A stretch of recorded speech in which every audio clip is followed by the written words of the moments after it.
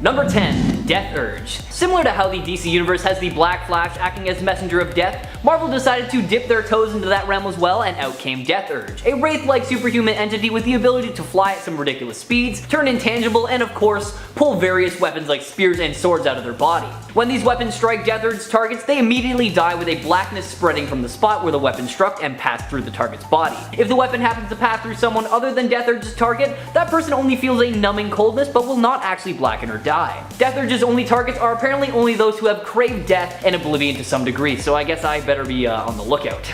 Not a whole lot is known about Death Urge besides the fact that he once served Oblivion and had a very close relationship with Craig Hollis. In Hollis' earlier life, Death Urge acted as both a guardian angel and a bad influence for him, goading him into dangerous situations in an attempt to awaken him to his own immortality. However, this relationship was damaged beyond repair when Hollis' girlfriend killed herself and Death Urge arrived to collect her soul, with Hollis believing that Death Urge had goaded Terry to commit suicide and from then on viewed him as a tormentor. He has been seen up against not only the Avengers but the Fantastic Four as well, and each time he has caused some serious trouble, so it's kinda weird that he hasn't had too many appearances. Number 9. Mole Man. Mole Man originally appeared in Fantastic Four issue number 1, but has become a villain to not just the FF over time, but the Avengers as well. In fact, despite not being one of the strongest villains around, the Avengers even at one point had to team up with the FF to defeat Mole Man, who had kidnapped Sue Storm. Mole Man became a villain because he felt that society had rejected him. He aimed to take revenge on the world for this. Mole Man has taken on more than one Avengers team as well, even having beef with not officially sanctioned West Coast Avengers, believing the team had attacked his home of Subterranea located beneath Monster Island. He is also tangled with Tony Stark's Mighty Avengers as well. Number 8. Star Stalker. Varanus aka Star Stalker is a dragon-like alien monster from the planet Vormir.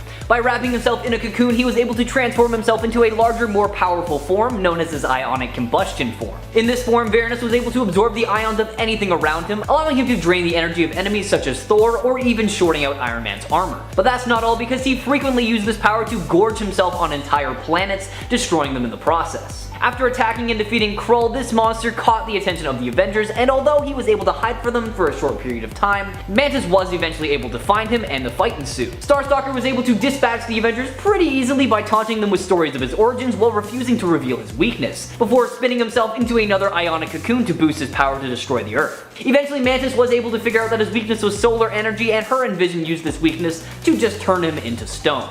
Number 7. Red Ghost. The Red Ghost is also a Fantastic Four villain as well. He is a Russian communist who is known for his mad science. He studied and sought to recreate the mutating effects of the cosmic rays, which were responsible for giving the Fantastic Four their powers. As such, Ivan Kragoff built a ceramic ship and went up into space with a team of apes. He and his apes gained powers. Ivan himself gained the ability to appear intangible, hence his name as the Red Ghost. Because, you know, he's a communist and he can be see-through. And he also became the leader of the Super Apes, because they also got powers. Later on, he would team up with Mole Man and ended up fighting the Avengers while they attempted to rescue their kidnapped teammate Giant Man from Mole Man's clutches. He was also thwarted by the Avengers later on when he attempted to rob a bank randomly with his team of Super Apes. Number 6. Cyclop. No, not Cyclops, Cyclop. Also known as One Eye for, well, obvious reasons, Cyclop was a member of an ancient insect alien race that worshipped the Dark Gods, and because of this, Cyclop was eventually chosen by the Dark Gods to find a power source for them in exchange for his race getting to conquer Earth. He was quickly able to capture the Hulk, however the other members of the Avengers were able to defeat him relatively easily, and this resulted in Cyclop losing the Hulk. Deemed as incompetent, the Dark Gods abandoned him as their agent, and he was dumped into the microverse by them, with no way to return to his original size or home world. Still wanting to impress the Dark Gods in any possible way, he devised and executed a plan that turned him into the god of the microverse. He was confronted by the Hulk and Jarella, but managed to hypnotize and enslave the Hulk. However, that didn't last for too long, so out of desperation, Cyclops just accidentally annihilated himself with one of his devices. Poor little evil guy. Number 5. Triune Understanding. The Triune Understanding was an organization led by Jonathan Tremont. It was originally believed to be an organization focused on maximizing human potential, although it was later revealed to have more sinister motives. Tremont specifically used the organization and its resources to create a smear campaign to be used against the Avengers. He claimed the Avengers were intolerant of various religions and races. He also used his villainous brothers Lord Templar and Pagan in an attack against the Avengers, in which he then blamed the superhero team for all all the destruction that the battle had caused. The crazy thing is, although this organization is not one of the well-known Avengers adversaries, the Triune Understanding still succeeded in getting both Thor and Captain America to leave the team for a time. Number 4. Sons of the Serpent. Now over the years there have been a total of 7 iterations of the Sons of the Serpent, so let's make our way through all of them, shall we? This group was initially formed by General Chen, and let's just say they were all about doing some pretty awful things against non-natives of their country. The original group was disbanded by S.H.I.E.L.D. and the Avengers after they unmasked General Chen as their leader.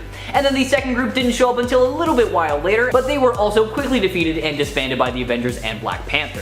Financed by J.C. Pennyworth, the third iteration was all about destroying buildings in Harlem, but the Defenders had no trouble stopping them. Head over to LA after and you'd find the fourth iteration selling drugs and weapons under the leadership of the Hate Monger. Thankfully, War Machine shut them down for good and cut off all of their suppliers as well. The fifth iteration was super into magic and mysticism and led by Serpent Man himself, however it's actually unknown if they were ever stopped, so honestly they could be practicing to this very day. The six Sons of the Serpent controlled New York's justice system for a period of time, and they would have been a much bigger threat had they not been stopped by Daredevil. And then finally, the seventh iteration of the team went back to their roots and were patrolling the American border, not letting anyone into the country unless they were a citizen. Not only that though, they were also sending some of these immigrants to Carl Malice as test subjects. Thankfully though, Captain America caught wind of this and their villainous ways were put to an end.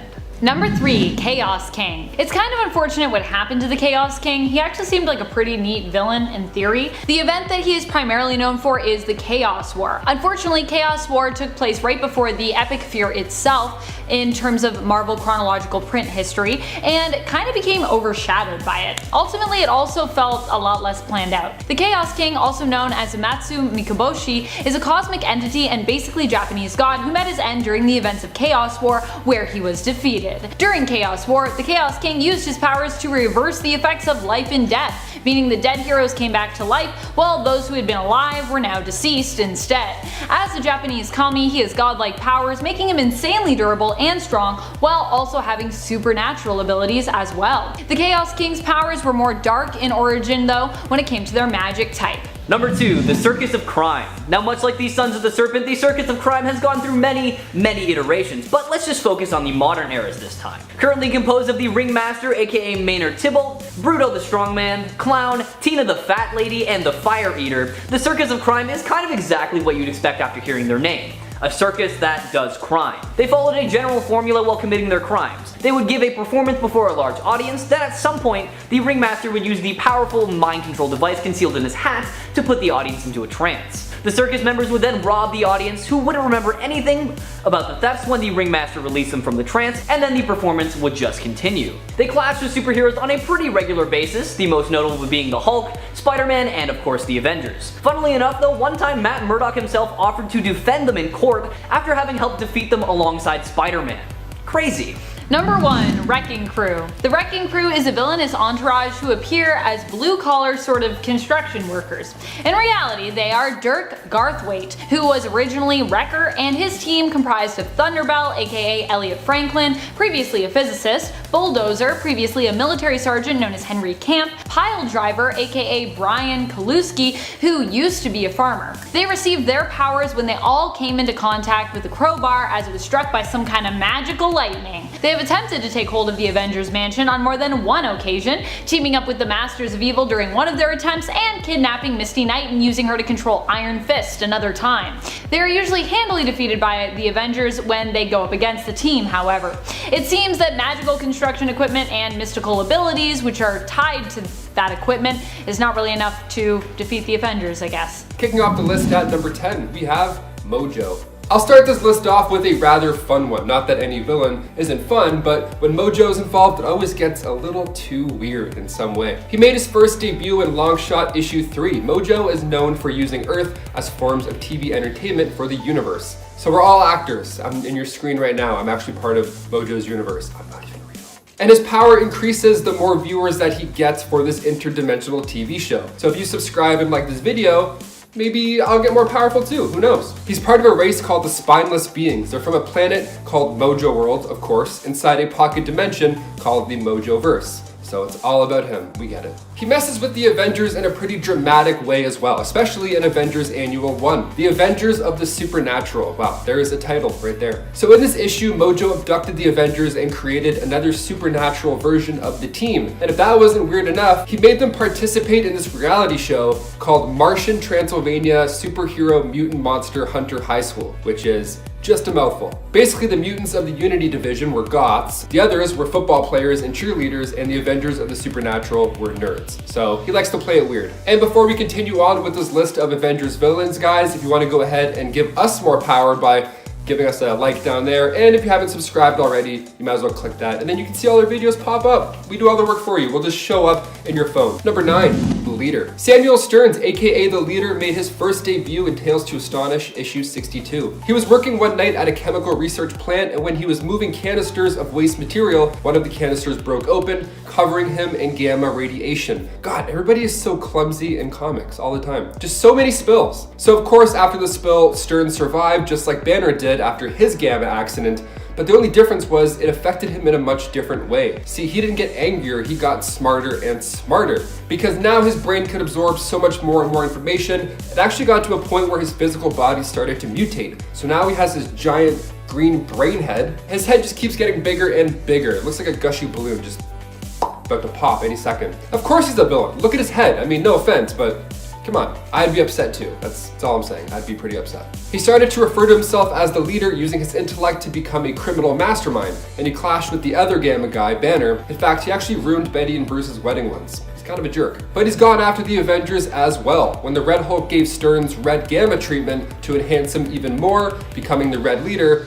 he became a member of the Thunderbolts. Number 8, the Mandarin. Ah yes, the first time Marvel told us that the popular enhanced individual was actually an actor all along. The Mandarin. He was in Iron Man 3, kind of. I mean, I'm including him on this list because that version wasn't even close to what he's really like. He made his first appearance in Tales of Suspense issue 50. While exploring the inside of a cave in the Valley of the Spirits, he found an alien ship and a passenger still in there as well, named Axon Carr. But while he was there, he also saw 10 rings, these powerful rings, each representing a new power. So he took them, because he's a villain. Then after finishing off the alien pilot, he began to study these rings and he began mastering them as well. So if he wears them all at once, his mind will be reached by the spirits trapped within the rings. Yeah, he's a pretty sick villain. And then in Iron Man 3, his name's Trevor and he just crushes beer. Number 7, Grim Reaper. This next one we thought we were going to see in WandaVision, but we thought wrong. We thought maybe if it wasn't Mephisto, it's probably Grim Reaper, but we were wrong on both.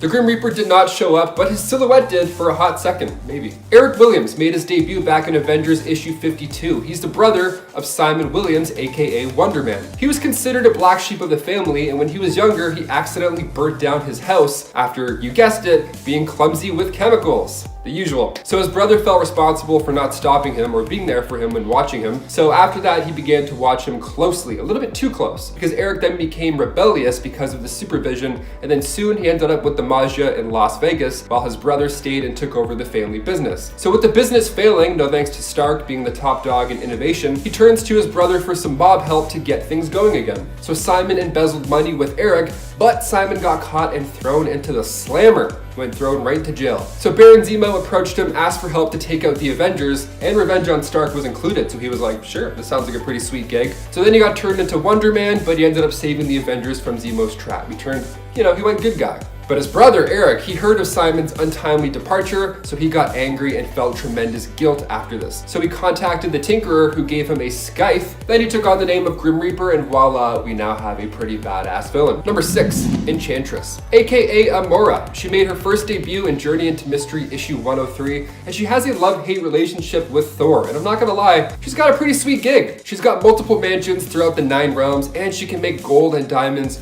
with her tears. So even if she gets stood up on prom, she's gonna cry a few diamonds, and then she has more bling for the next date. So it's a win-win. She's really good at seducing people as well, like Scourge, for example. She would seduce him into helping her with her evil plans. But Amora wouldn't follow through with her side of the deal. She would just play hard to get, and she would mess with his mind and his heart. Now in the comics, she was sent by Odin to take out Jane Foster, but when she tried to attack Jane, of course, her love Thor intervened, and that's when she was banished to Earth by Odin. And then her next logical step as a villain is to join the Masters of Evil and get in line for taking down Thor or any of his annoying super teammates. Her tool is seduction. Just one kiss, and that's all it takes to make you fall under her control. She doesn't have too much experience with hand-to-hand combat because she doesn't really need it. She just gets other dudes to fight her battles for her.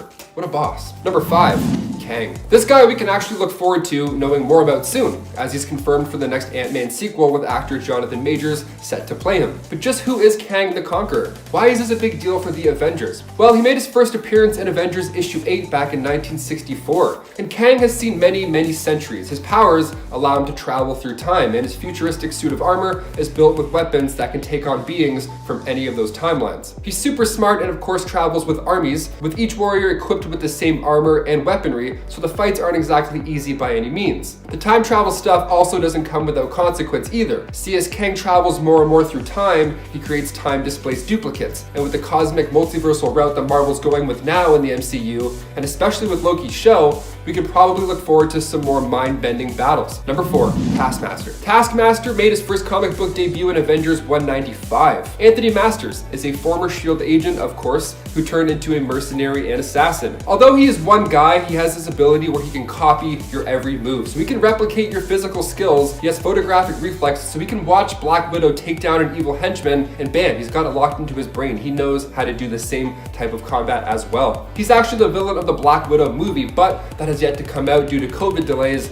so the general public doesn't really know how cool this guy is yet. He became a teacher based out of the Taskmaster's Academy to train villains and agents, one of those agents being US agent John Walker, who is currently turning heads for all the wrong reasons in Falcon and the Winter Soldier. Now in the comics, it was actually Taskmaster who taught Walker how to throw Cap's shield so well. In Avengers issue 196, he was able to capture Yellow Jacket, the Wasp, and Ant-Man, and then when the rest of the team showed up, he took them on as well, only being defeated because he could not predict the movements of the robot Jocasta. Otherwise, it's a tough battle, this one for sure. Number 3, Mephisto. While on the topic of characters that we wanted to see in the MCU, I of course gotta talk about the devil himself. He made his first appearance as a serpent in Bible Tales for Young Folk issue 1, but he made his first full appearance as Mephisto in Silver Surfer issue 3. I don't think I have to explain too much about this guy or why he's a threat. I mean, he's Satan. He's the literal devil of the Marvel Universe. He lives comfortably in hell with lesser demons that serve him. The reason we thought we were going to get Mephisto in WandaVision goes back to something he did in the comics,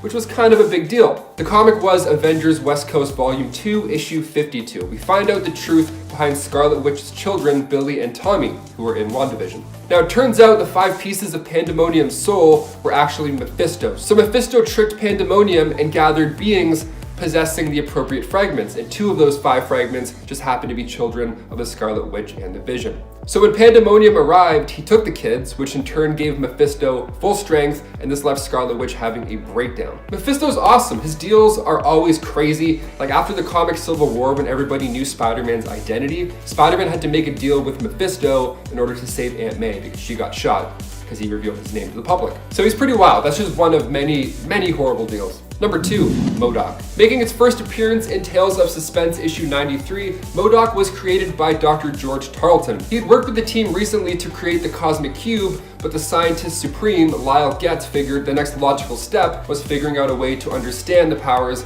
inside said cube. So enter Project MODOK. Spelt with a C at the end, not a K, that's important. So MODOK stood for Mental Organism Designed Only for Computing. Sounds like the perfect tool to analyze and probe this cosmic cube. So they grabbed that scientist George that I mentioned and altered him into this big-headed supercomputer. With a brain too big for his body, they had to give him a hover chair, which is referred to as the Doomsday Chair.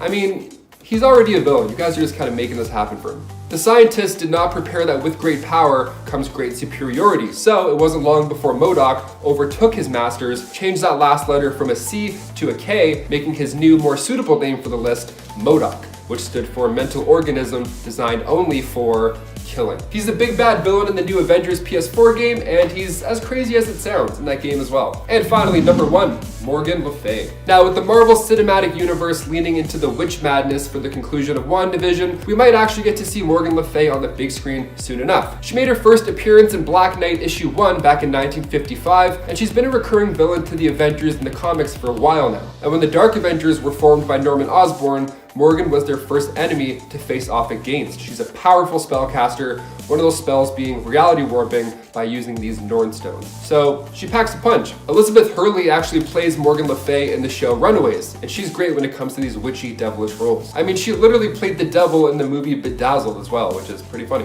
She was made for the role, it seems. Kicking off the list at number 10. Kang the Conqueror. Also known as Nathaniel Richards, Kang the Conqueror is actually already cast in the live-action MCU, with Jonathan Majors set to play him in Ant-Man 3. But who is Kang? Why is this such a big deal? Well, he made his first appearance in Avengers issue 8 back in 1964, and Kang has seen many centuries. His powers allow him to travel through time, and his futuristic suit of armor is built with weapons that can take on pretty much any superhero. He's insanely smart, and of course he travels with armies, hence the toughness behind him. Now these armies are built in a similar fashion sense, each warrior equipped with the same armor and weaponry. The time travel stuff doesn't come without consequence though, as Kang travels more and more through time. He creates time-displaced duplicates. And as we saw in Avengers Endgame, it can be quite tricky to figure out how to fix time. I think this is the perfect time to introduce a time-hopping villain, especially for Ant-Man, who's now a big-time Avenger who's been around the quantum block a few times. What do you guys think Kang's goal is going to be in Ant-Man 3? Do you think he's going to clean up these timelines, or do you think he's just pissed off and now he wants to just attack anybody who's messed with the quantum realm? Let us know what you guys think in the comments. We love hearing your feedback as well. And before we head on over to number 9, if you guys could go ahead and give us a thumbs up on this video, that would help out a lot at the studio. You guys are the best. Thank you so much for watching, and let's keep on going with this list. Number 9, the Magus. Making his comic book debut in New Mutants issue 18, the Magus is a powerful enemy of Adam Warlock. He travels alongside Thanos in Guardians of the Galaxy comic books, and in one of the many after-credit scenes for Guardians of the Galaxy Volume 2, Adam Warlock's name was briefly mentioned. Now this is important because the Magus is actually an enemy of Adam Warlock. He's a tyrant and a god, and now he appears as a ghostly form because, well, he's an evil version of Adam Warlock from the future. Crazy. So Adam Warlock was created by the Enclave when they were trying to create these perfect invincible beings. They created Adam, and we see this in one of those after credit scenes where she goes, "I shall name him Adam." And then everyone in the theater knows what's coming, they know what's coming up. It was exciting, it was a big moment. So Adam, during his travels, runs into the oppressive Universal Church of Truth and their god being the Magus. He was then shocked to see that the Magus is a dark, twisted version of himself, obsessed with the Infinity Stones, much like Thanos' desire. So could we see Adam come out of his glowing birthing pod and stir up some more Infinity Gem madness in the MCU? Yes, let's hope so. I think if the Guardians of the Galaxy 3 wasn't delayed or pushed on to later, we would have seen this already in motion, maybe in WandaVision. Number 8. Taskmaster. He's the big bad villain coming with the Black Widow movie, which we're still eagerly awaiting for. But just who is this hooded, shadowy fighter from the trailers? Taskmaster made his comic book debut back in Avengers 195. Anthony Masters, he is a former S.H.I.E.L.D. agent, of course, who turned into a mercenary and assassin. And his whole thing that makes him special is that he can replicate your physical skills. He has this photographic reflex memory. So we can watch a video of Black Widow take down some evil henchmen, and then bam, he's got it locked into his brain. He knows that choreography. He became a teacher based out of the Taskmaster's Academy to train villains, agents, henchmen, and even some heroes. He learned how to twirl a lasso by watching Cowboys on TV, and he learned how to play basketball by watching the NBA. He's kind of amazing. And he chose to be a villain instead of being an NBA superstar. What a clown. He's quite impressive. I mean, most Hydra agents, AIM troopers, Hellfire Club enforcers, and other big bad groups, they all most likely graduated from the Taskmaster Academy for Henchmen. And I'm super excited to see him in action in Black Widow. I'll gladly wait longer and longer and longer just so I can see him in IMAX hucking a shield. It's gonna be so worth the wait. Mwah. Number 7, Scarlet Witch. No more mutants. The 3 words that changed everything. So Scarlet Witch, okay, we're all counting down the days until the next episode of WandaVision because now it's cooking. Because now we can finally see an evil Wanda Maximoff. More evil than when she was in Ultron. That didn't really, you don't count that. She's the daughter of Magneto and the twin brother of Quicksilver, aka Pietro Maximoff. Now, she was on her father's Brotherhood of Evil Mutants, but at one point she did, of course, join the Avengers. She's one of the biggest Marvel characters ever, and during the events of M-Day, she spoke those 3 words, and just like that, a mass amount of mutants were depowered or killed. So after she said those 3 words, that large number that ended up being affected was somewhere around 986,000 people, only leaving a couple hundred mutants left. Now, with the last 2 episodes of WandaVision sneaking up, it's more than likely that we'll see Wanda lean into this villain part. I mean, she's already expanded the Hex to a much larger scale, and now everybody's trapped prepping for the circus, eating swords, talking to the camera, the whole sitcom life, living up the hashtag sitcom life, you know? Tyler Hayward at one point in a previous episode asks if Wanda has a Avengers alias, but they make it very clear that she doesn't. This is almost to remind the audience that she hasn't got a cool nickname yet. So when the name the Scarlet Witch comes in, that'll be a big deal because that'll be her being marked as a villain with the name Scarlet Witch. With this whole Agatha Harkness witch stuff coming into play, I think we're very close to seeing Wanda flip to the dark side. At least for a little bit, until Doctor Strange in the Multiverse of Madness comes out, and then they have to make her not evil and help out and stuff. It's gonna be a whole thing. This is just a start. Number 6, Morgan Le Fay. Medieval witches and alternate timelines. I mean, that should say enough right there. She made her first appearance in the Black Knight issue 1 back in 1955. And Morgan Le Fay is based off of the Arthurian legend, so she's got a little bit of King Arthur, a little bit of evil magic, and 100% reason to remember the name. She's tried to rule the world many times, specifically after the events of Onslaught, where the Avengers go to an alternate Earth, and when they get back in Heroes Reborn, The Return, we have this new world filled with mythical creatures, of course being ran by Morgan Le Fay. Yeah, she got her hands on the Norn Stones and then made Scarlet Witch add her magic to the fun mix as well. So maybe we'll see that come to play as well. We got a lot of playing room with Scarlet Witch and witchcraft and all that magical stuff. It's gonna be crazy.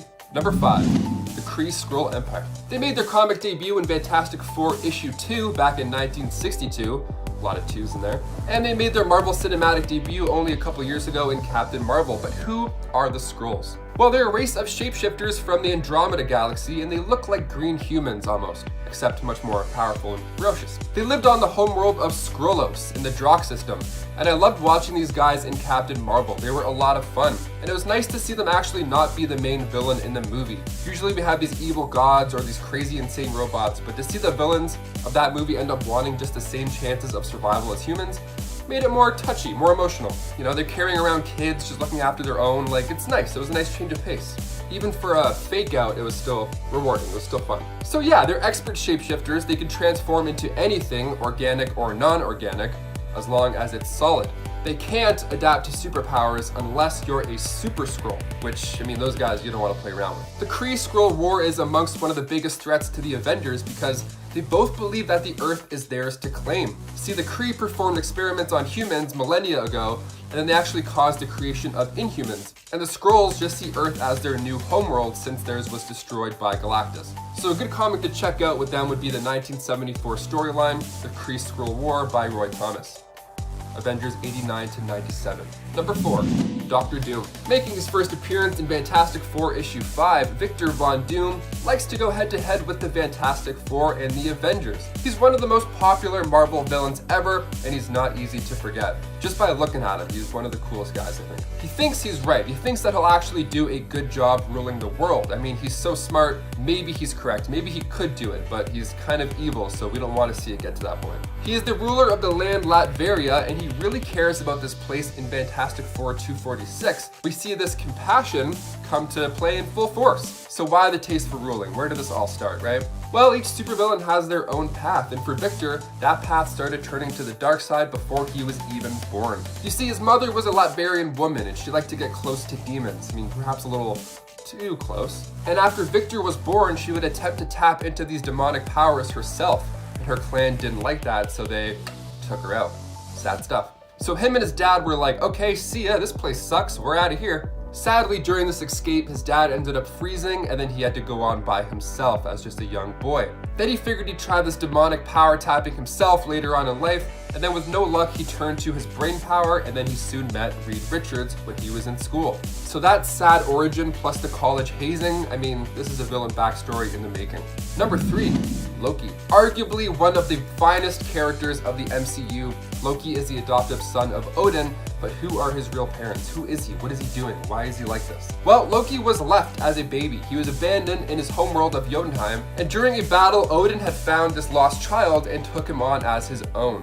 What a sweet man, what a sweet gentle giant. So we see this play out in the first Thor movie back in 2011. And then when Loki finds out his motives are peddled by being the offspring of an evil frost giant, he gets a little upset, naturally. He always felt different growing up and often looked down on Thor as he got the most attention and love. Must have been those curly blonde waves. I mean, come on. Odin had chosen not to tell Loki about his true heritage, and he raised him as one of his own. And he's the villain that we love to hate. I'm honestly super excited to see the God of Mischief hop around time in the Loki show coming up. We can't get enough Tom Hiddleston as this role, and I'll happily wait week after week to see him cause more MCU mischief. Happily. Number 2, Ultron. In the MCU, Tony and Bruce are the masterminds behind Ultron, but in the comics it was actually Hank Pym. Ultron made his first debut back in 1968 in Avengers 54, and beneath the Crimson Cowl, we discover that he is indeed Ultron Pym. See, in the comics, Hank Pym was actually the father of Ultron. There are many versions of Ultron, seeing as he constantly wants to upgrade himself to be bigger and badder. He actually has the same brain patterns as Hank Pym, so he figured it needed a personality, much like our MCU version of Ultron is basically Tony Stark, but with jealousy issues and a lot more metal. A good example of his ruling comes from the Age of Ultron from 2013. Like right off the bat, we can see a dark, life-drained world, and Spider-Man wakes up like, what'd I miss? Ultron is attacking from the future. That's how ahead of the game he is in this comic. And I can't lie, I was really excited for the Age of Ultron movie in the MCU. Like, the trailer made him seem so dark and ominous. Even his voice was badass. And then in the movie, he just sounds like normal James Spader, and he just walks around talking about omelets. There's rumors that he'll return for WandaVision, but I mean, maybe it's best to leave him in 2015, at least for a bit longer.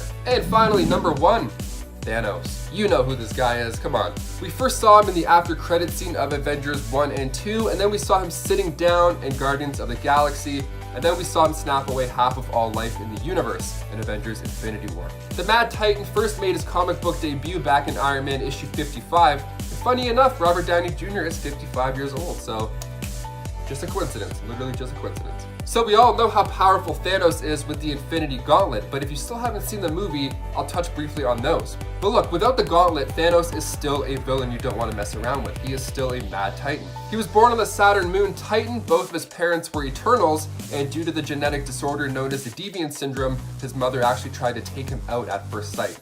So he's got a pretty dark history already. He got payback when he took out his entire family just to impress Death. And then in the opening of Avengers Infinity War, we see Thanos level the Hulk without even using a single stone. That's how strong this guy is. He just, right in the neck, you're done. But then once he gets the 6 Infinity Stones, he has control over each cosmic power. Those of course being soul, time, power, reality, space, and mind. Now after he snapped his fingers and half of all life disappeared, in the comics he does this to get the attention of Death. But in the movie he does so to be a savior, because you know, too many mouths to feed, not enough to go around. I mean, you could just snap some Cinnamon Toast Crunch into everybody's home. That would be a great start, Thanos. Just an idea. Number 10, Scarlet Witch. Scarlet Witch isn't being ranked low for hotness, just FYI, as you all know how much I love Wanda just all around, so I would never do that to her. But I did think to rank her lower because I just feel bad that we're always calling her a villain on this channel, especially because, you know, she is a hero, but especially an Avengers villain, as Wanda is also known for being a key member of that team herself. Still, there have been a few times when Wanda has seemingly been at odds against her teammates. There are the times she has struggled to regain or maintain control over herself when Chthon has threatened to possess her, and there's House of M as well as Axis, and in the MCU, the time she mistakenly fought against the Avengers in the beginning of Age of Ultron, and when she caused mayhem without really meaning to in WandaVision, when her grief turned her into a powerful yet misguided villain. Basically, she's been a villain a lot, but I don't want to call her a villain, and I already know that she's hot, so number 10 for Wanda today. Number 9, Maximus the Mad. Maximus might not always be an Avengers villain, but he has definitely worked against them and his brother on more than one occasion. What makes Maximus so attractive? Well, he's definitely one of those tall, dark, and mad types, which honestly, I gotta say, I'm into it. After all, conventional thinking is just so boring and it's so safe, and Maximus is definitely neither of those things. He's not boring and he is not safe. Maximus is also quite intelligent, and while he is often crazy, he has also claimed insanity before as a means of escaping punishment. So he might not be quite as crazy as you think all the time. Not only has he threatened his brother's reign as king of the Inhumans, having usurped him multiple times in the past temporarily, but he also has threatened the Earth in the past, the entire Earth, which also obviously brought him into direct conflict with the Avengers. And friends, before we move on to this next spot, if you are loving this list and you are loving this channel, be sure to hit that thumbs up, be sure to smash that subscribe, you know, do all the cool things that us YouTubers ask you to do. And thank you. Thank you for doing them. It really does help us. So thank you. Number 8. Viper, or rather Madam Hydra as she was once known. Ophelia Sarkinson has not only been a longtime enemy of Captain America in the comics, but is also known for, at times, coming into conflict with the Avengers. In fact, she even attempted to place a spy in their midst, although this only resulted in her spy, who appeared to be Jessica Drew, aka Spider-Woman, but was actually the Skrull Queen at the time, being recruited to also play double agent for the Avengers and Captain America against both S.H.I.E.L.D. and Hydra. Didn't quite work out. Ophelia is known for being sneaky, deadly, and manipulative, but she also looks damn good while doing all three. Number 7. Grandmaster. The Grandmaster in the comics is known as one of the Elders of the Universe. He actually made his first appearance in Avengers issue number 69 back in the day. He quickly became known as an Avengers villain when he challenged Kang to a game where they would each pit their own team of champions against one another. Kang chose the Avengers as his champions in the fight, and Grandmaster made his own team himself, dubbing them the Squadron Sinister. You might actually recognize that team, as an alternate version of them also appeared in the comics recently during the Heroes Reborn event, where they were known as the Squadron Supreme. Although Grandmaster isn't particularly sexy in the comics, his MCU counterpart is quite attractive, as he's portrayed by one of the most handsome and charismatic men alive, Jeff Goldblum. And if anyone wants to fight me about that, I'll see you in the comments. Number 6. Dark Avengers. I mean, not all of the Dark Avengers are sexy, but I think overall they're a pretty hot team, especially considering they're made up of some really bad and really deadly people. Among the ranks of the hottest Dark Avengers are Moonstone as Miss Marvel, Bullseye as Hawkeye, Daken as Wolverine, Sentry, Ares, and Yelena Belova, who was affiliated with the team for a time, although it was kinda later revealed that Yelena likely wasn't actually Yelena for most or for all of that time. The Dark Avengers is also an attractive group in the sense that they are still playing the role of heroes. Now, they might not always play the role well, but there is something sexy about seeing someone you know as bad playing the part of someone who is heroic. I guess it's just fun to see villains become heroes, or at least, you know, pretend to be heroes. I like when bad people are good, even if they're not really good. You know? Is that a thing? I don't know. Number 5. Queen Varangi. Or Varangi? I never know if I'm saying her name right, so I'm just gonna apologize to the queen if I'm saying it wrong. I think Skrulls are some of the hottest enemies of the Avengers out there, namely because they could shapeshift into whatever hotness they wanted, or that their opponent desired if they so chose. Shapeshifters are always the hottest because all options of beauty are basically possible to them. And beauty, after all, is very much subjective when it comes to what we define it as. It really depends on, you know, your personal preferences. Queen Varangi spent much of her time disguised as Spider-Woman while infiltrating Earth, which I also think is a pretty hot form overall. Although not so hot in the sense that this reveal kind of wreaked havoc with Jessica Drew's character development throughout the recent years. Definitely a hot form, but not a hot thing to do. How dare you do that to Spider-Woman? Oh, Queen Varangi. Number 4. Loki. Real talk, I almost forgot to mention Loki on this list, but fortunately I caught myself before I straight up just left him off. I would have been so disappointed in myself if that had happened. Loki is an amazing villain who is also known for being a sometime shapeshifter and an all-the-time trickster. Loki has taken on many forms before, and even for a time was known as Lady Loki when he stole the body of Thor's love, Lady Sif. He also posed as Wanda Maximoff, the Scarlet Witch, attempting to bend the Avengers to his will and create and lead his own team. All in all, Loki is a villain who cannot be trusted. But the fact that almost everything is a game or illusion to them is something that makes Loki so endearing. Even though he's often a liar, you kinda wanna believe him. Loki was so charming, he even fell for a version of himself when he crossed paths with the Loki variant Sylvie in the Loki Disney Plus streaming show. You know also that you're hot if you're falling in love with yourself. Number 3. Ultron. I know this might seem like a weird pick to some, but remember when Ultron was a hot lady? This was during the Ultron Initiative, back when Frank Cho was drawing Ultron and basically decided he wanted to draw a really hot and naked Janet Van Dyne as his Ultron. And honestly, I gotta say, Ultron be looking pretty good here. I cannot deny. Although the reasoning for Ultron wanting to look this way was not quite as solid as the overall appearance of the character. Still, Ultron is kinda hot even when appearing as a masculine automaton. As I've said before in previous lists, I personally think robots deserve love too, and Ultron is really no exception to that rule. Even though, yeah, he does kind of want to destroy all of humanity, but you know, what if we deserve it? And also, what if Ultron just didn't get enough hugs? Did you ever think of that? Maybe if we just gave him some hugs, he'd be good. I'm very optimistic about robots. I'm like, robots don't want to destroy the world. They just want hugs. That's it. Number 2. Enchantress. Enchantress exists to be hot, literally. She is meant to be the perfect woman in terms of her appearance, which allows her often to get what she wants from anyone who might be attracted to her. Now, often in the comics, this means Enchantress will leverage her looks and appearance into manipulating men into doing her bidding or helping her in some other way, by granting her favors or power. However, this doesn't always work in her favor, as just because Enchantress is beautiful and impossibly powerful when it comes to her magical skills, she's simply not the best at everything. Though I would say in most cases she's almost always at least second best, which definitely counts for something and is still pretty impressive. I don't know how I feel about Enchantress's attitude though. I feel like sometimes I'm like, your attitude is not very hot, but you yourself are pretty hot. Also, you're like real powerful, so that's pretty hot. Number 1. Kang. So not only is Kang a hottie in the comics, okay, so maybe he's not quite a hottie in the comics, but he's definitely 100% a hottie in the Marvel Cinematic Universe, where he's played by Jonathan Majors. Not only did Majors do a great job of introducing us to this enigmatic time-traveling multiversal villain in the season 1 finale of Loki, but he will also be allowing us to fall in love with multiple different Kangs, I'm sure, as we continue to meet him again and again throughout the franchise. After all, the Kang we met wasn't even the most deadly version, and undoubtedly we are going to be in for a real sexy and fun treat when we run into him again, or another version of him, in Ant-Man and the Wasp: Quantumania. I just hope the King truly gets to become the next big bad in the MCU, as he so deserves that.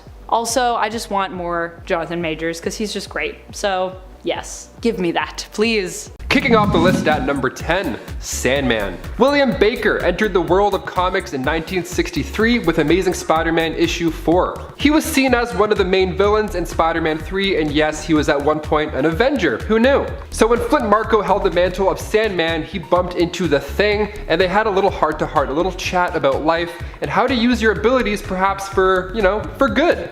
So he started to help Spider-Man a bit here and there, and then in Avengers issue 329, Captain America announced a new Avengers team, and on that roster was the Sandman. He was one of the 7 reserve members. He of course didn't last because, well, he was a reserve member for one, and coming from the villain side already, I'm sure he had one foot out the door anyways. Shame. And before we continue on with this list, guys, if you haven't already, make sure to hit that like button down below because those little thumbs up are great for the page and great for our studio. You guys are the best. Thank you so much for watching. Now back to some Avengers who became villains. Number 9, Sentry. Making his first appearance in Sentry issue 1, of course, Robert Reynolds was a struggling addict who made his way into a laboratory and discovered something called the Golden Sentry Serum. So of course he consumed it, and then he got the surprise of a lifetime when he was then given the power of 1,000,000 exploding suns. That's a lot of power. That plus a homemade costume equals a brand new superhero.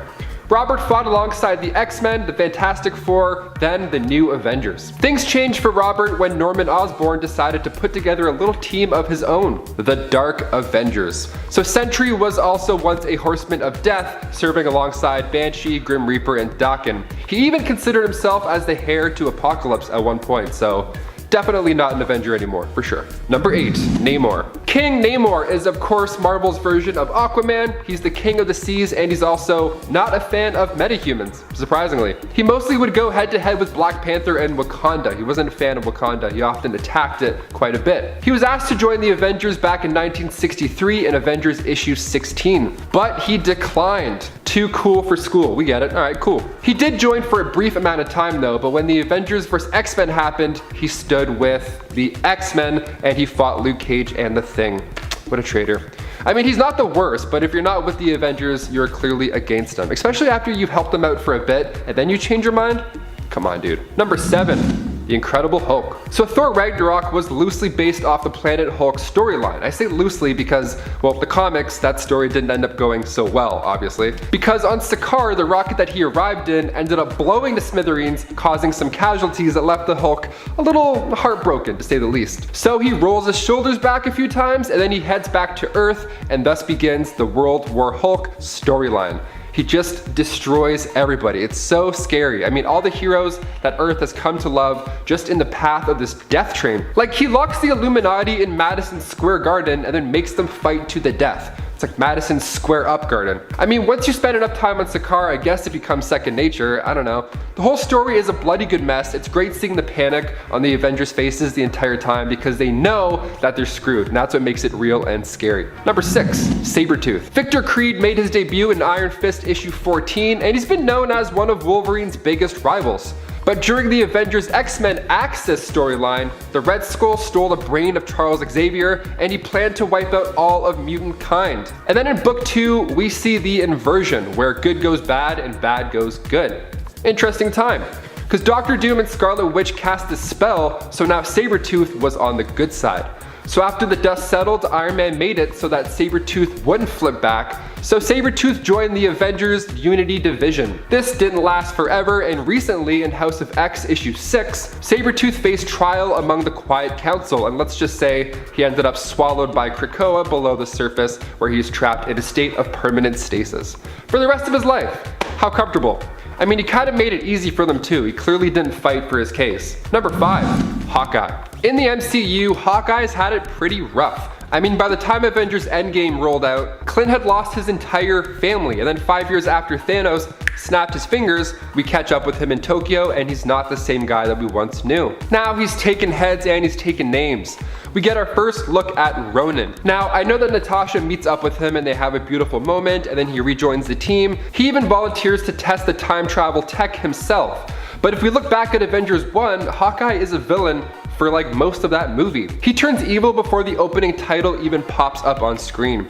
He's the guy who took down the helicarrier. He almost killed everybody on that boat. Now, I know Loki had a scepter and that caused it, so if we look at Avengers 1 and Avengers Endgame, I think it's safe to meet in the middle and say that the MCU Hawkeye has been somewhat of a Avenger who turned into a villain, at least for a bit. Number 4, Quicksilver. Pietro Maximoff is the twin brother of Wanda Maximoff, and in Avengers West Coast issue 57, back in 1965, he joined the team. Pietro has been trouble for the team for a long time. I mean, he convinced Wanda to do what she did in House of M. He's framed the Avengers for treason, and he has no problem using pieces of Terrigen to give his daughter Luna special abilities, even though he knows he shouldn't do that. Also, that whole thing with Layla Miller after House of M, where he saved her life just so he can be the one to take her out, believing that she was responsible for the House of M event.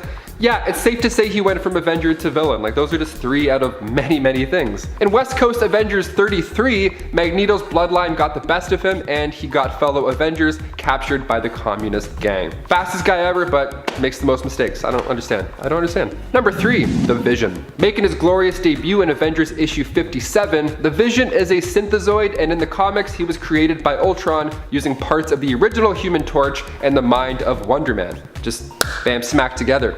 He turned on his original creator, Phineas Horton, and he joined the Avengers. Nice.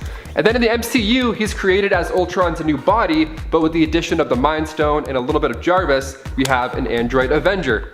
Also nice. But during the Secret Empire storyline, Vision was part of Hydra's Avengers when they were taking over the world, all from an AI virus. Gotta get that firewall installed, my friend. Arnim Zola was the one to blame for that. So who knows, maybe now with the White Vision being free in the MCU and pretty much reborn, his firewall probably isn't the best either. Also, it's confusing because it appears that Vision gets all of his memories back, but then he flies away and then he's not to be seen for the rest of the show. So clearly something's up here. I'm betting the MCU does him dirty. Maybe they reprogram him to make him evil or something. Or he might become Ultron. That was a big theory for WandaVision. We'll see. Number 2, Captain America. There are a couple lines from Steve Rogers that fans will remember that took place in the MCU, like Avengers Assemble, that is America's ass, but the line Hail Hydra was followed by a roar of applause on opening night of Endgame.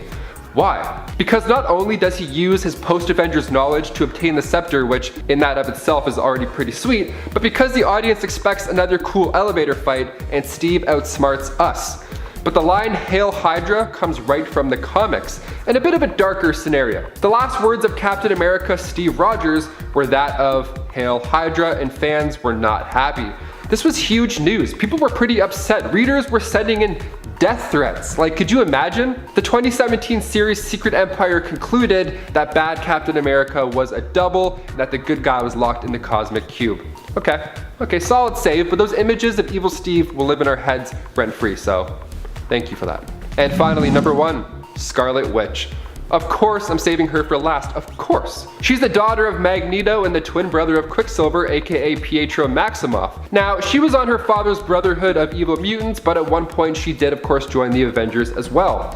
She's one of the biggest Marvel characters ever, and during the events of M-Day, she spoke those 3 words, "No more mutants," and just like that, a mass amount of mutants were depowered or wiped out. That large number being 986,618, only leaving a couple hundred left. That's crazy, that's like Thanos level destruction almost. And then in the MCU as well, we just watched Wanda become a villain over a 9-week period. She had a mental breakdown similar to M-Day, and she trapped Westview in her hex. Now, of course, she frees everybody and things look pretty back to normal, kind of, by the end of the show. But with that after credit scene of her studying the Darkhold, and with the given knowledge that Wanda is in the next Doctor Strange movie, she's for sure going to become a villain. Even for a little bit, she'll be a villain, for sure. I can't wait to see what else she does. She looked like she was studying up pretty fast while she was sipping tea on her doorstep, so I don't know. Her mind's crazy. She can do anything she wants. Number 10, Scarlet Witch. So many of us like to see the Scarlet Witch as this misunderstood magic user that is just looking for love. Well, she used to be one of the original members of the Brotherhood of Evil. She was teamed up with Magneto right from the start, and for years she thought her powers were only mutant powers. I mean, it made sense her brother Quicksilver was a mutant and the two of them were both working for Magneto. He was a mutant and everybody they were fighting was also a mutant. But after Scarlet Witch and her brother decided to part ways from the Brotherhood, they would decide that they needed to start using their powers for good and join the Avengers. It's wild how in comic books you can go from domestic terrorist to hero like that fast. It's incredible. But even after Scarlet Witch would decide to be a hero, it wouldn't be the last time she would do something to hinder nearly every hero in the world. And of course I'm referring to the infamous M-Day would have Scarlet Witch use her powers to rewrite reality and see it to that the mutants are nearly extinct. This was partly caused by her relationship with Magneto, who's her dad, and a very not great dad, I can also say. And before we go to number 9, if you guys could go ahead and give us a thumbs up on this video because it does go a long way for our channel. Helps us out quite a bit. You guys are the best. Now back to some Avengers who used to be villains. Number 9, Wonder Man. It's hard to know in the Marvel Universe when you're being tricked because everyone has got a plan up their sleeve, even the good guys. But if you're working with a tactical Baron von Zemo, then you better believe that he's doing something dirty behind the scenes. See, Wonder Man used to just be a regular working class man. Actually, his story is nearly identical to that of the Vulture in the MCU. He's a working man. Stark puts him out of the business and then he has to do whatever he can to try and make ends meet. So eventually he's given the option to use advanced tech to get back at the people who wronged him, and he loves the idea of that. I mean, I'm kind of on board with that too. Let's do it. That opportunity would come back when Baron von Zemo would approach him with a proposition. He would give Wonder Man, who was then just Simon Williams, the power of ionic energy so he could have the power to crush Iron Man. But partway through his anger faded and he decided that taking on Iron Man wasn't the answer after all. So the two of them turned on Baron von Zemo. But here's the catch. The Baron isn't going to get caught with his pants down. He had Poison Williams who would soon die after. So his hero life was short-lived because once you die in comics, you are dead forever. Moment of silence. Only for a bit because he came back later on. Yeah, he came back. He was brought from the dead and is now a registered member of the Avengers. So, welcome back. Number 8, The Winter Soldier. You should know the story of the Winter Soldier by now. If you have not seen that movie yet, please go check it out because it's arguably the best movie in the MCU. And the story of the Winter Soldier has more flip-flops than a beach in Florida.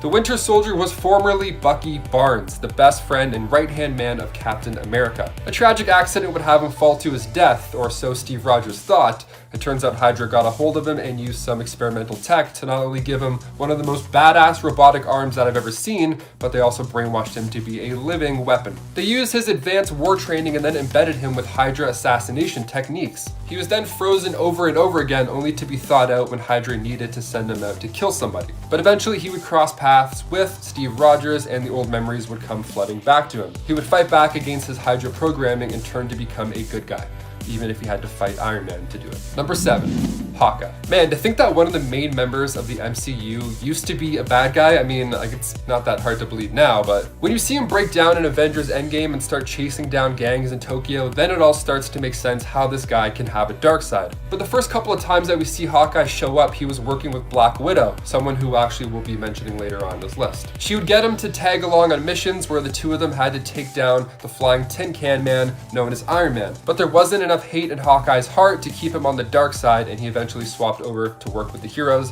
and since then, he hasn't looked back. Number 6, Loki. Now, never an official member of the Avengers, I mean, he didn't stand with them when every hero in the MCU teamed up to storm Thanos' army and save the universe, but he did some of the most heroic acts that set everything up so the Avengers could save the day. He summoned Surtur so that he could take out Hela, he teamed up with Thor to save the people of Asgard, and he even threw his life on the line to try and kill Thanos. The guy's time as a hero is pretty short-lived, but he did come through when it counted, and I think the Avengers will look back at him as one of the most heroic members of them all. Just saying. Number 5, Red Hulk. I really love the Hulk's villains. I mean, you have the leader, which kind of represents the opposite of the Hulk, all brains with very little brawn. But then so many of his other villains are just like him, but slightly different, and I wouldn't have it any other way. Let's just get 2 cannonballs and fire them at each other and see what happens. Boom. The results are usually pretty explosive. Well, if you didn't know, Red Hulk is the general who always wanted the Hulk dead. Thaddeus Ross. I guess he went down the if you can't beat him, join him line, thinking that when it came to taking out the big green beast, he was actually able to keep his identity a secret, but once it was finally revealed who he was, it would be Captain America that would team up with him. With the two of them having a military background, it kind of made sense. It also made sense for the Red Hulk to become a hero. I mean, Thaddeus wasn't that far off in his quest to stop the Hulk, even though the big green beast is a force for good most of the time. He would be seen as a threat to everybody else around him. And Thaddeus seemed to have better control over his version of the Hulk than Bruce ever did. Number 4, Namor.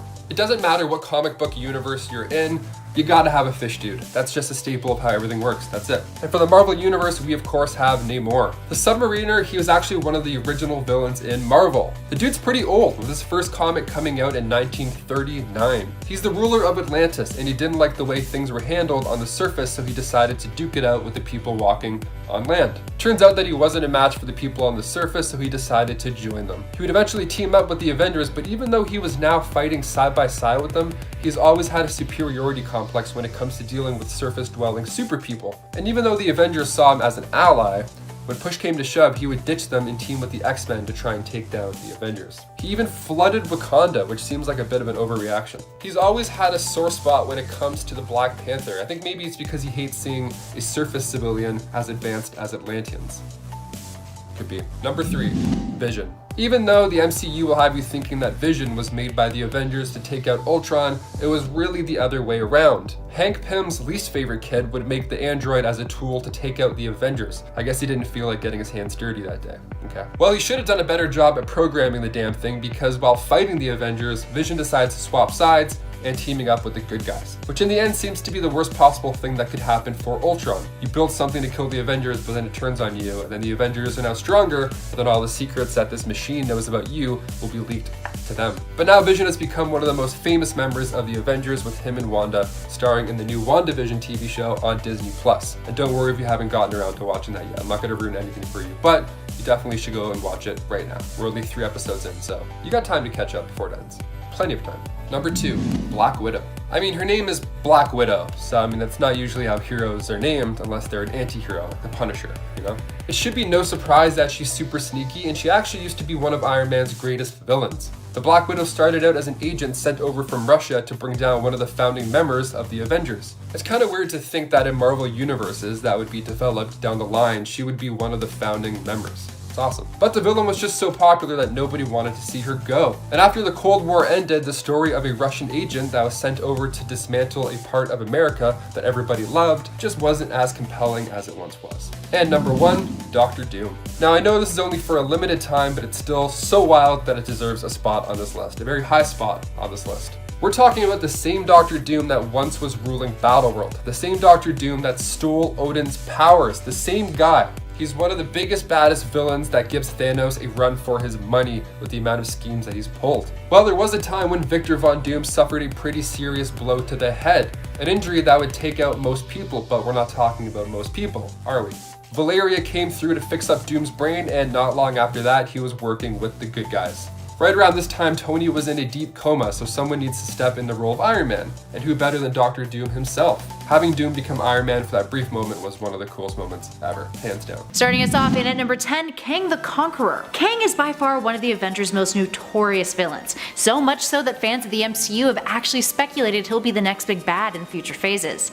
Now in the comics though, he's almost destroyed Earth in an attempt to gain the power of Celestial. The time-traveling villain has had many different iterations over the years, as is the case when you're a character who has traveled to vastly different eras. But the reason why he's earned their respect came from his later years in the comics, when his teenage self became Iron Lad and led the Young Avengers. That version of Kang had an almost tragic story though. Well, actually pretty tragic, since he was forced to return to his own era knowing that he would become Kang the Conqueror, something he had to do in order to preserve the timeline and ultimately save his teammates. Oh, my heart is breaking. Up next, number 9, Ultron. In the comics, Ultron was created by Hank Pym as a defense protocol that he concocted that eventually exceeded Hank's own intelligence, and decided it had greater ambitions. Now for the past 5 decades, Ultron is a character that has kept the Avengers on their toes, and in the Age of Ultron story arc and alternate future timeline, he actually defeated the team, and has taken over the planet, very different than the MCU one. Despite all of the crazy time travel shenanigans Ultron has caused the team to endure over the years, he's also responsible for the creation of Vision,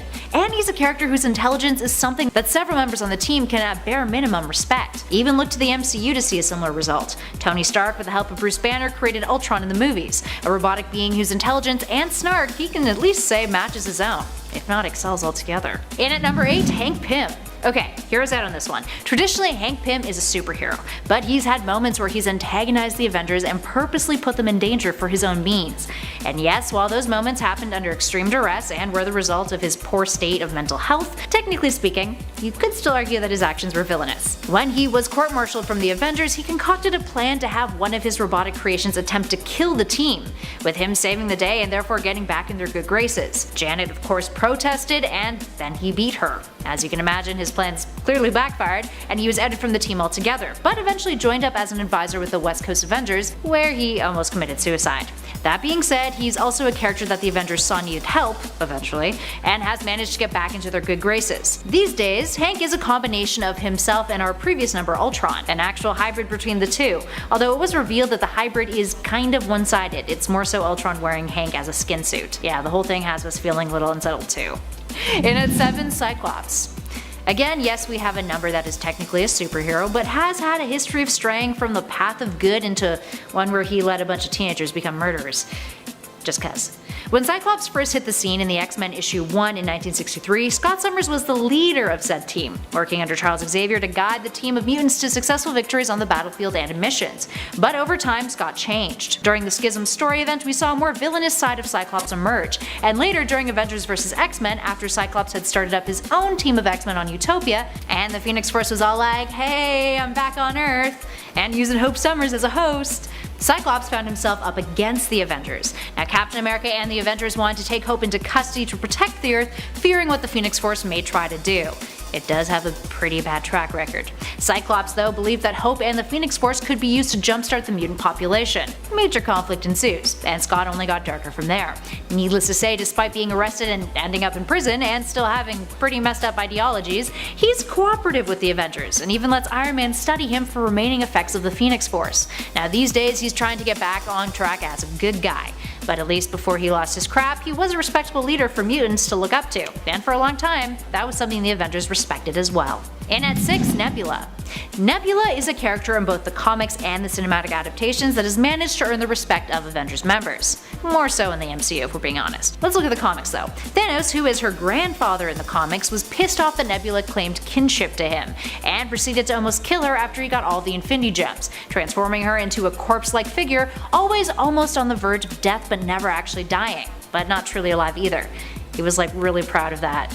Actually, Thanos, no. She remained maimed and disfigured, but when Thanos defeated Eternity and his consciousness expanded into the universe, she took advantage of his comatose body and stole the gauntlet from him. She reversed what he had done and banished him. Now while she wanted to use it to take over the universe, you gotta give it to her. Managing to do what no one else could is a pretty big feat, and something to respect. And in the MCU, she's a villain turned hero, aiding after Thanos' snap, or as the MCU now refers to it, the blip, and helping the Avengers to return the world the way it was, and to finally defeat her adoptive father once and for all, despite her being the unintentional reason why the 2014 timeline Thanos was able to head on over to the present timeline, stir up a massive battle, and eventually, indirectly, cause the death of Tony Stark. We can't blame her for that. In at 5, Adam Warlock.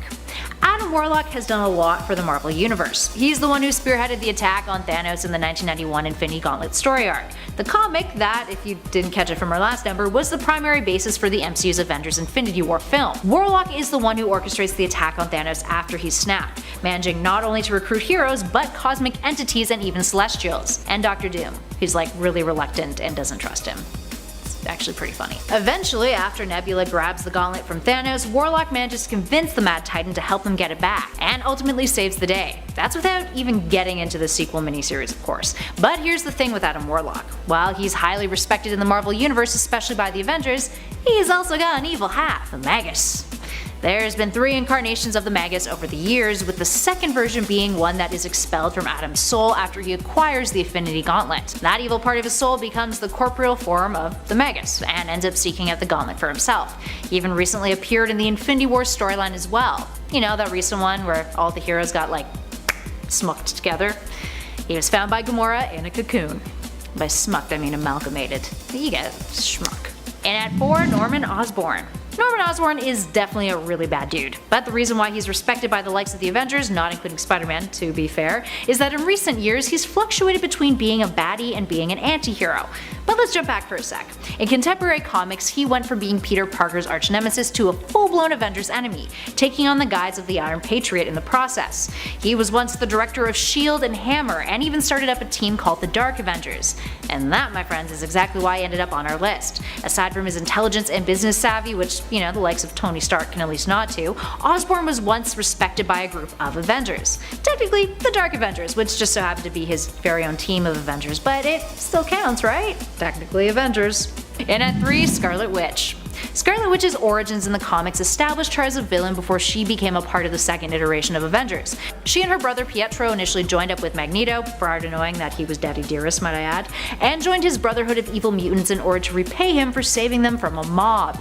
Eventually, after Magneto is abducted by the cosmic entity Stranger, the Brotherhood disassembles, and the two, feeling that their debt has been paid, end up moving on and becoming Avengers. But let's talk about the real reasons why she's on this list. She may be a hero, but her mental instability in the comics has caused her to turn her back against her peers in catastrophic ways. During Avengers Disassembled, she discovers from a mildly intoxicated Wasp that she had children with Vision once upon a time, 2 twins, and that information was hidden from her for years. Naturally, she loses it, as any person would if they found that out, except she has reality-altering abilities, which makes this bad. She resurrects villain Jack of Hearts to kill the Avengers, blowing up the Avengers mansion, and then murders Scott Lang through the explosion. She forces Vision to crash the Quinjet into the mansion and then makes him cough up pieces of himself that turn into little Ultrons, and then She-Hulk ends up ripping him in half, killing him in order to prevent more Ultrons. Wanda then uses her abilities to summon Cree warships, which then causes Hawkeye's death. And then later on, Quicksilver would manipulate her to create a world where mutants were the dominant race and Avengers didn't exist. So all in all, when Girl has a grudge, she goes hard on dishing out revenge. At the end of the day though, she is still an Avenger and a hero. So despite all this, she does have the respect of some of the members of the team, or at least the ones that she hasn't killed in the past. Moving on to number 2, Dr. Doom. Doctor Doom fits the classic villain trope of villain with a point. Now, despite all of his personality flaws, he genuinely wants the world to be the best it can be, which of course to him means he needs to be the one ruling it. Funny enough, in an alternate reality in which he does rule, it's actually the best possible outcome, despite all of the evil things that he's done. Regardless of that, Doom's behavior is dictated by strict codes he chooses to follow. Doom has been known to keep his exact word and has a code of honor. The latter led him to save Captain America from drowning because Cap had previously saved his life. He also kept Spider-Man alive once after the hero had saved him from terrorists attacking him at an airport. He also won't attack a foe who's weakened or at a severe disadvantage, since he believes a victory in that state is hollow and meaningless. In addition to that, his magical skills have gotten him the respect of characters like Doctor Strange, who once admitted that Doom had the chops to be Sorcerer Supreme. All in all, he's a narcissist, but you know, there's some good in there. Such a complex character. And finally, in at number 1, Loki. For starters, Loki is the OG Avengers villain, the very first, and the reason the Avengers were brought together, technically speaking.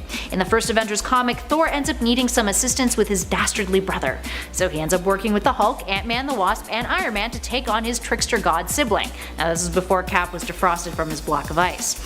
In the process, Loki uses the Hulk to fight against them. For years he's been causing trouble for the Avengers, but he's also earned the respect of many of their members. Take Spider-Man for example. After the web-slinger helped him out, he gave Parker a favor that later, the hero cashed in to help save an innocent civilian. Parker even promised to put in a good word for Loki to other members of the superhero community. Aww.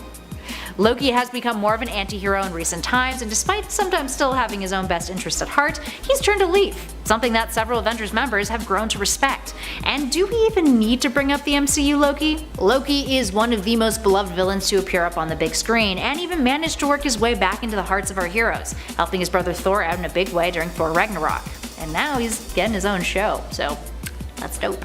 And at number 10, Taskmaster. Taskmaster's got some pretty neat abilities. After injecting himself with a Nazi-created primer, aka a modified adrenal steroid cortisol, his mind's procedural memory potential was unlocked, allowing him to absorb knowledge immediately. This extends to his muscle memory, meaning when he sees someone fight he can mimic their moves, making him a rather difficult individual to battle since he can predict what other characters will do next in a fight. The only person who manages to evade this ability of Taskmaster's is Deadpool, due to the character being so darn unpredictable. In the comics, Taskmaster actually has defeated multiple Avenger characters, including Hank Pym's Yellow Jacket and the Wasp, and managed to fight both Iron Man and Captain America without completely getting his butt kicked. While it would be really darn lucky if Taskmaster managed to defeat the whole team, he's still got a decent chance of throwing them off guard and getting the upper hand if coming at them unprepared, or if they fought him with no knowledge of his abilities. Although these days in the comics he's considerably less threatening, having joined the Secret Avengers despite having a history of being a sleeper agent. Moving on to number 9, Cyclops. Cyclops is one of the original X-Men members, meaning it's likely that in the future of the MCU, whenever the X-Men are introduced, we'll be seeing Scott Summers make an appearance, running with the good guys. But he isn't always good in the comics. During the Avengers vs. X-Men story event, Cyclops was a major threat to the Avengers, and like the main antagonist in that story arc. Subjectively speaking. In the story arc, Cyclops becomes possessed by the Phoenix Force, and he essentially conquers Earth, which forces the Avengers into hiding. Cyclops would eventually lose control of the Phoenix Force, becoming Dark Phoenix, and he would kill Charles Xavier. But he is later defeated by his daughter, Hope Summers, and Scarlet Witch. Not saying that we'll be seeing Scott's more nefarious side anytime soon, but it's something that once upon a time was a prominent threat, so who knows how things may pan out in the future. And at number 8, MODOK. MODOK is a villain that's existed in the comics since 1967, created by Stan Lee and Jack Kirby. And in case you're wondering, his name stands for mental organism designed only for killing, or at least that's what he made his name stand for. The M also sometimes stands for mobile or mechanized, might I add. Anywho, he was initially an employee of AIM before they used him for an experiment, which turned him into MODOK, and he rebelled against them, taking over AIM in the process. He's not only got a superhuman intellect in that big ol' head of his, he's got psionic powers and the ability to calculate probabilities too. Here's the thing though, the likelihood that we'd ever see MODOK entering the live action MCU doesn't seem super viable. Recently the character was announced to be getting his own animated series on Disney's streaming service, and it seems to be an adaptation that will make the character more of an anti-hero rather than a flat-out villain. Plus, I don't think anyone ever wants to imagine the possibility of MODOK manipulating Carol Danvers into thinking he's a hot little piece that she can make out with. Yes, that actually happened in the comics. Moving on. In at 7, Dr. Doom. Victor Von Doom may not originate as an Avengers villain, but he's come into conflict with the team in the comics many a time, along with some of their members individually over the years. He's perhaps one of the most nerve-wracking villains thanks to his abilities. Victor is a scientist, a sorcerer, an inventor, and a polymath with a genius-level intellect. He can manipulate electricity, project and absorb energy, create protective shields, and can summon demons thanks to that sorcery. But perhaps his most defiant traits are his remarkably indomitable will and his code of honor. He once saved Captain America from drowning because Cap had saved his life in the past. He knows how to take advantage of a situation and can be cunning and manipulative when he needs to be. Combining technology and sorcery has made him quite deadly. Now that the rights for the character and the Fantastic Four are in the hands of Marvel Studios and Disney, I'm sure we'll eventually see Dr. Doom make an appearance in the MCU. Whether or not that'll have anything to do with the Avengers though, who knows? In at number 6, Thanos. Technically this is true. The first time around in Infinity War, Thanos defeated the Avengers and was successful in his plan to eliminate half of all living things in the universe. And then in the Prime timeline in Endgame, he used the stones to destroy the stones before Thor decapitated him. The second time around in Endgame, when 2014 Thanos showed up on the Prime timeline, he almost defeated them again if it weren't for Tony Stark sacrificing himself to kill off Thanos and his army once and for all. All of the spoilers in this number. Needless to say, if another timeline's Thanos popped into the Prime timeline again, we know that the Mad Titan would be one hell of a threat for the Avengers, with or without the Infinity Stones in his possession. And at number 5, Magus. Who's worse than Thanos? Well, how about the guy who ends up wielding the gauntlet in the comics after Thanos fails? Rather, the guy's evil self. We're talking about Adam Warlock's less ethical other half, Magus. So for context, during Warlock's cosmic travels, he comes across the Universal Church of Truth and their god, a fellow named Magus. Turns out that Magus is himself from the future, a corrupted version who occasionally pops up to screw with Adam. Magus believes that the concepts of good and evil are tools that allow one to change sentient beings and craves all to worship him. And if they don't, he'll just kill them. What about his powers? Well, he's got cosmic awareness, he's a shapeshifter, he can summon the in-betweener, he can manipulate energy, absorb a being's life force, he uses quantum magic, can manipulate time and transmute reality, is psionic, and of course possesses superhuman strength and all that jazz. Overall, he's incredibly deadly. I think I'd probably prefer to stick to Adam Warlock instead. In at 4, Sentry aka Void. Sentry aka Robert Reynolds may have only been introduced into the Marvel Universe back in 2000, but he's definitely not a threat to take lightly. He was granted his powers from a super soldier serum that moves his molecules an instant ahead of the current timeline, although in the Age of Sentry miniseries it's implied that he's actually a refugee sentient life force from another universe. He's a little like Superman to an extent, but said to be omnipotent, who generally holds back his full might. When he was first introduced though, Robert was a depressed chubby dude who started remembering a different past, which unravels the truth, that he existed in the Marvel Universe all along, but everyone's memories have been altered to forget him entirely. This is because Robert was trying to suppress Void, an entity within him who has all the same powers as Sentry does. He can shapeshift, control weather, and create something called Infinity Trundles too, which attacks one's mind in traumatic ways. He's gone toe-to-toe with some of the most powerful beings in the Marvel Universe as well. Needless to say, you can imagine why the Avengers would prefer Sentry over Void. Moving on to number 3, Mephisto.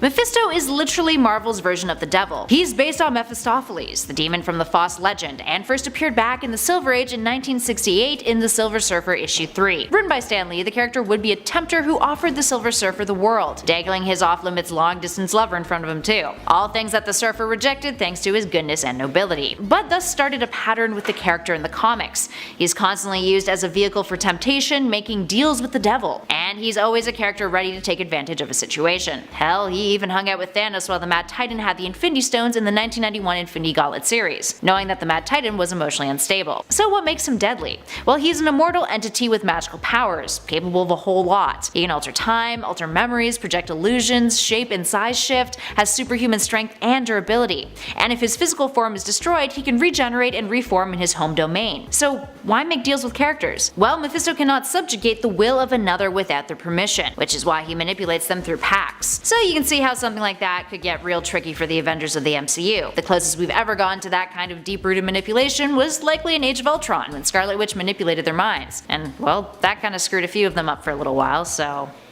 Mephisto could be an issue. In at 2, Galactus. Next to Thanos, Galactus is one of the biggest bads to ever find himself in the panels of Marvel Comics. But here's the thing about Galactus. He's not evil per se. Rather, the reason Galactus does what he does best, going around and devouring planets, is because he's fulfilling his hunger. He's essential to the balance of the universe. Guess no one filled Thanos in on that, did they? In the MCU, that is. Yet in the comics, Galactus has been a major threat of the planets, having decided on Earth as a planet suitable for his consumption. So, needless to say, he would be a gigantic threat for the Avengers if he ever did come their way. And finally, in at number 1, Korvac. Korvac first appeared in 1975 in Giant Size Defenders issue 3, created by Jim Starlin, who also created Thanos, and Steve Gerber. Initially, Korvac was meant to be a throwaway character, a dude named Michael Korvac who hailed from Earth 691 and went through some serious crap. He was a computer technician who, after the alien Brotherhood of Badoon invaded his planet, was punished by them when falling asleep at work, turning his upper body into a machine, essentially making him a cyborg. He's used by the Grandmaster as a pawn in battling Doctor Strange and the Defenders, but after an encounter with the Guardians and Thor, he became a real threat. Enter the Korvac saga. Korvac fled his universe and came to Earth 616, where he stumbles upon Galactus' space station and decides to download Galactus' knowledge into his own body. This causes him to be imbued with the power cosmic, essentially becoming a god, and he decides to reshape Earth into a utopia. Elders of the universe begin to sense his existence. The Collector, in an act of protection, decides to remake his own daughter,